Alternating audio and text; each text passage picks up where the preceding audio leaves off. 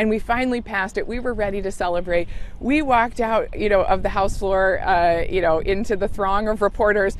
And there they were, cameras on one of our counterparts, for something salacious they had just said on social media, and we just laughed to each other. And we're like, well, we're not here to go viral. We're here to get things done, and the bill that we passed is going to help, small businesses in rural communities, overlooked small businesses in urban parts of our district to get more access to the capital they need to start and grow their small businesses. That's what I'm focused on. I've got a saying, I'm bringing boring back to Congress. We kind of joke and sing it along to that famous Justin Timberlake song by another name, which has an opposite meaning. I just clicked. Okay, perfect. Exactly. But it's kind of my mantra, right? At a time when, there is just so much, focus on building up egos in Congress. The American people are tired of it. They just want people who are going to get things done for them. And that's what I've been focused on, with the veracity of a working mom who also cares about our drinking water, about having safe streets, that we can walk and bike on, about having, a functional airport that we can use for business or family travel when the budget allows. Yeah. It's about the things that I hear my friends and neighbors saying every single day that, encourage me and send me back to Washington to deliver. Well, speaking of Washington, Dr. Joe Biden will be in West Michigan tonight, making a pit stop here. Yep. And she'll be visiting Middleville and other spots as well. Yep. We can't chat with you without talking about the debate. Of course.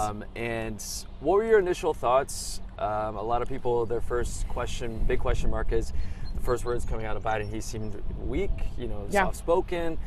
There was some, lack of thought process in some of the answers. So what were your thoughts on that? I have definitely heard the concerns, from constituents across the district. I watched the debate. I had the concerns myself and have raised them to our Democratic leadership.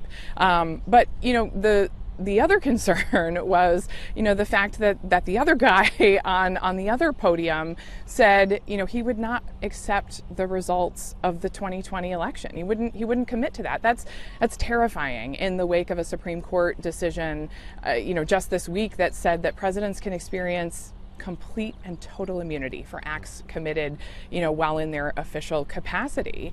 Listen, I'm not saying it's not a big deal. 81's a big number. But you know what else is a big number? 93 felony counts and 13 convictions at a time when now presidents can experience absolute immunity.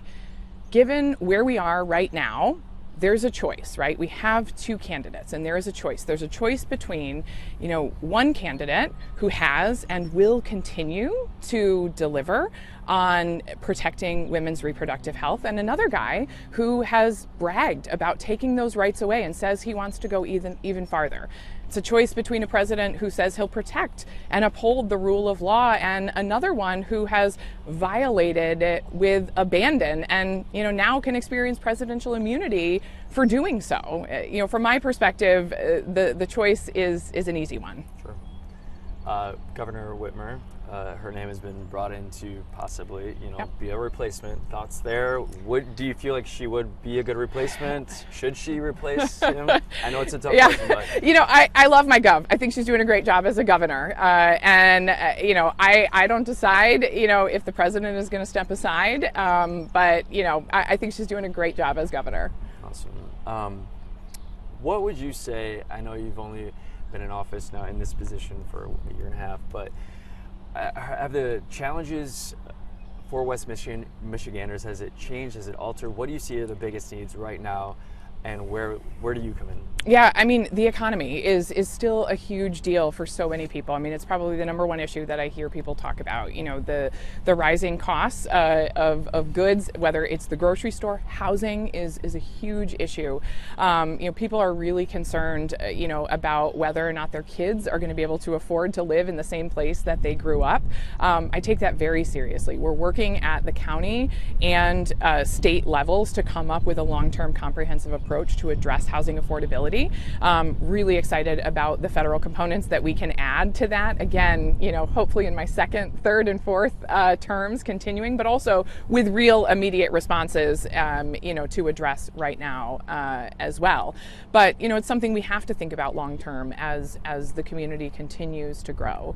I'm focused on bringing good paying jobs back here to West Michigan, continuing to grow this economy in a way that works for everyone. As we've seen rapid growth, we know that the growth people have experienced is not equal across sectors, right? Our minority neighbors have not experienced the same level of economic growth. And we want to find those barriers that are preventing, women, communities of color, first generation West Michiganders from developing and succeeding in the way that they can.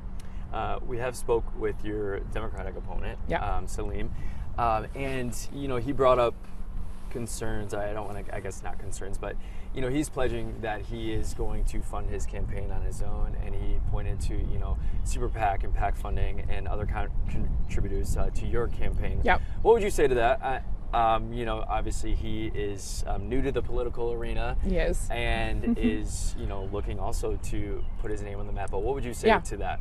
Well, I think results matter, right? And I've spent my first term in Congress showing that I am beholden to only one stakeholder, and that is the voters, my constituents in West Michigan. Oh, obviously it's raining. Yes. You have somewhere to be in just a little bit. But for anyone that is watching when this airs and they're seeing your face for the first time, they may be unfamiliar with your past, with what you've accomplished, but they're seeing this for the first time. Sure. This is your chance to sell them on you. Oh. How do you do that? Oh, fantastic. Well, it's such an honor to be the first woman and mother in history to represent West Michigan in Congress. I'm a fourth generation West Michigander. I raised my hand to run because this is my home, and I saw that the issues that were plaguing us through inaction in Washington, years of representation that didn't advocate for working families like mine, we deserved a voice in Washington. It was truly a ground swell of support from around West Michigan that helped me win with a commanding margin, to lead with pragmatism, putting politics aside, and voting in a way that's consistent with West Michigan every single time. I'm not running on campaign promises, I'm running on results. My record in my first year and a half in office speaks for itself. I've crossed party lines, voted with Republicans hundreds of times, was recently named one of the most bipartisan members of Congress, and I'm going to continue to deliver on that every single day. I hope I have the chance to earn their support. Any new voters that might be watching, to you at home, I hope I have the chance to earn your support. It is the honor of my lifetime to get to serve you in West Michigan.